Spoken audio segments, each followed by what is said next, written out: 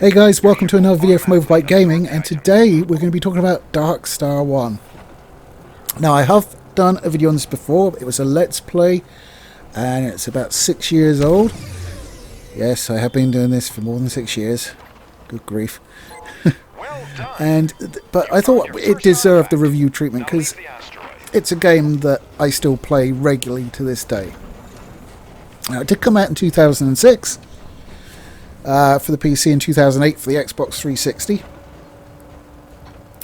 and it is just superlative. It is actually very reminiscent of another game I like called Freelancer, but unfortunately I can't find my Freelancer disc, so Darkstar 1 it is. It does actually have some benefits over Freelancer as well, just some real good quality of life stuff.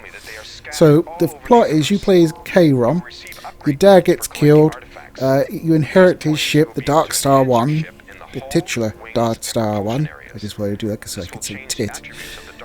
And off you go to the races, basically. You're looking for your dad's murderer, and then there's alien invasion and all sorts. There's fucking flying through buildings. There's planetary surface flying past with the canyons and the pew-pews and the... Yes, it's rather good. So basically, it's very much like Freelancer in the fact that you steer your ship with the mouse, so you have like a reticle in the middle of the screen. When you move it out of the middle of the screen, it turns, as you would imagine. It would also fire it wherever it's pointing. One of the things this gets really right is a load of quality and life improvements that make it a joy to play. So, for instance, you know when you're like playing X-Wing or X or something like that, and you've got this distance you need to travel, and it's literally just point at it and just wait. There's none of that in Darkstar 1 because it has a time acceleration button. So instead of like wasting all your afterburner to get somewhere, you just hold down V, which is your time acceleration button, and it just, before you know it, you're there. And you haven't used your afterburner or anything, and it drops you out of it immediately if you're going to crash into something or there's a bad guy or something like that. So it's really well handled. Another really good feature I like is the reverse thrust. This makes dogfighting so much more fun. You know, like in Hawks 2 and stuff like that, where you're dogfighting and you're just endlessly circling, trying to get on each other's tail, and it just goes on and on and on. None of that here, because you have reverse thrust. So it makes it, you basically have WSAD. A and D will obviously slip you left and right, which is good for evading fire. W will activate your afterburner, and S will activate your reverse thrust, and your mouse wheel does your standard speed. Reverse thrust is great though.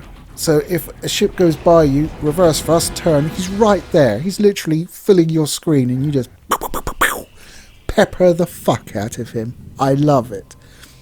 Another thing the Darkstar 1 does, which is a bit different, is the ship itself. The ship itself is not your standard ship. You don't just get a ship and then you're like, okay, I'll improve that a bit. I've got some money now, I'll buy a new ship, that sort of thing. None of that in this game. You are always with the Darkstar 1, but it is a part organic ship. Now that sounds rather squishy, I understand, and perhaps a little bit kinky, but we'll leave that there. But what it does mean is you can pick up alien artifacts, and once you've picked up a set amount, I think the first one's 1, and then you get 2, and then it escalates the amount you need to get. You get an upgrade for your ship. Now you can upgrade the body, the engine, or the wings. The body will basically toughen up the armor. It will give you more turret mounting points. The wings will make you more agile, and it will give you more forward-firing weapon mounting points. And then you have the engine, which produces more energy, as you would have thought, faster, and it will also allow you to tow more, because you have these drones that go out, but they still slow you down. So an engine offsets that. You can have more drones and stuff like that, and more accessories as well. The internals of the ship are also fairly standard for the game. So you have like a shield and a power plant and a capacitor and your guns, and they can all be upgraded in standard form via the shop, as well as the upgrades that you're growing the ship into. When you do upgrade your ship, you always get a plasma cannon enhancement as well, which isn't much of a plasma cannon when it starts off, but can be upgraded to do all sorts of useful stuff, like recharging your shields really quickly, recharging your guns really quickly, and actually shooting out physical sort of energy beams. So there's a big tree to go through. I think there's like 100 artifacts in the universe, and it's just a good time. The voice acting's a bit meh. The character models are pretty meh, but I mean, it's 2006, man. What do you want? What do you want? I just never stop having fun with the game. The gameplay is just so good. I love it so much that I really don't care about the slightly sort of lackluster cutscenes. They're not awful, but they're certainly not great, you know. It's got good music. It's just fun. I mean, that's the thing that keeps me coming back is the gameplay loop of upgrading the Darkstar one and getting the artifacts and like seeing what, because every time you upgrade, your ship actually changes appearance a little bit in the sector that you're upgrading, so your wings or your chassis or your engines. So it's always nice to like do the next one and see what it looks like after you've done it, even if you're sort of already well aware of the benefits you'll be deriving from it for like having like 3 forward-facing guns rather than 2, stuff like that. It's just a wonderful game. It does everything Freelancer did, but just a little bit better. I mean, it is the newer game, so you would expect that in fairness, I suppose. It's currently on Steam for, I think, £6.99p. It does run pretty flawlessly on modern systems, with one caveat. You're going to want to turn your anti-aliasing off. Yeah, I think it's the FXAA, off the top of my head I can't remember, but once it reaches higher resolutions and you have that on, you'll load the game, the menu will come up, but the screen behind it will be black, and then you load into the game and you'll have like the heads-up display of the starbase, but the screen will be black. So you turn that off, you need to restart it, and then that'll get it going again. So, I mean, it wasn't a particularly difficult fix to find. Yeah, I just googled it. I was like, oh, there we go. Okay, that makes sense. It did it, and it works fine. I mean, yeah, the graphics don't look quite as good as they might, but it's not a looker of a game anymore anyway. So I really don't care about this too much.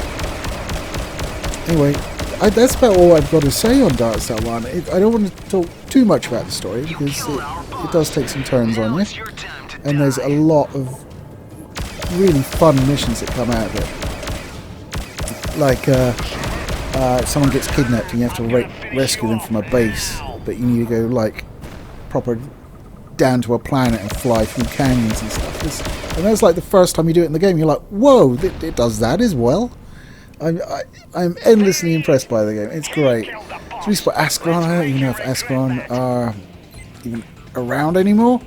They did some of the, I think, Patrician games and the Port Royale stuff, and the first couple of Sacred games. The first couple of Sacred games were pretty good. The third one sucked, so I'm glad they didn't do that. Anyway, guys, that's about all I've got to say.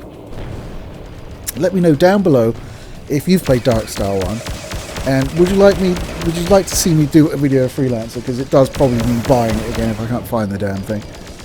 I've got no idea what it goes for.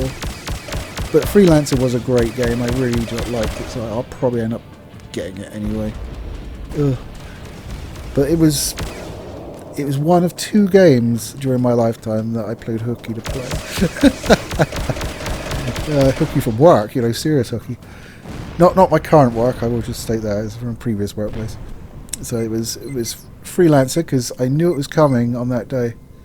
And I went to work and I just made my excuses and came home early. I was just like, no, must play it, because I played a demo and I was like gagging to play it. And the other one was The Sims 2.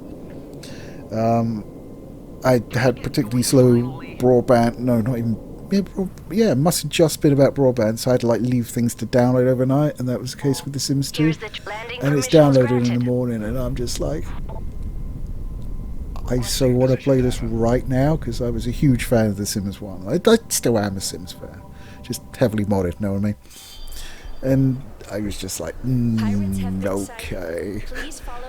That was back when I was in the bad old days, when I was like downloading shit. Don't do that anymore, I just buy it. But yes. whatever. Yes, so that and The Sims 2 were games that I knocked off of work for. Shameful, I know, but I enjoyed both of those very much, so it was worth it in my opinion. Anyway, guys, take it easy. I'll catch you next time.